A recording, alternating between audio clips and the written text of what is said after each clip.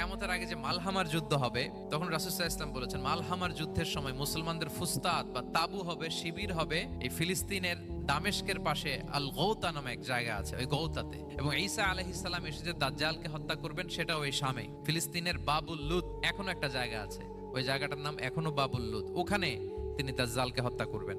এবং সেখানে একটা সাদা মিনারা আছে, ফেরেশতার পাখায় ভর করে ঈসা আলাইহিস সালাম তখন সেখানে নেমে আসবেন। ওই ফিলিস্তিনের ওই শাম দেশের ওই মিনারার পাশে তিনি এসে পৃথিবীতে তিনি নুজুল করবেন, নুজুল ঈসা আলাইহিস সালাম। যেখানকার বেথলহামে ঈসা আলাইহিস সালাম, জেসাস ক্রাইস্ট তিনি জন্মগ্রহণ করেছেন, ঈসা আলাইহিস সালামের জন্মস্থান।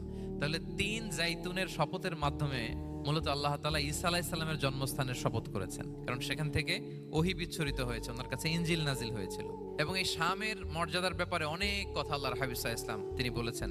আল্লাহ রাসূল সাল্লাল্লাহু আলাইহি ওয়াসাল্লাম যখন মেরাজে যান, তখন মক্কা থেকে এই শাম দেশে ফিলিস্তিনের বাইতুল মাকদাসে রাসূল সাল্লাল্লাহু আলাইহি ওয়াসাল্লামকে নিয়ে যাওয়া হয়েছে।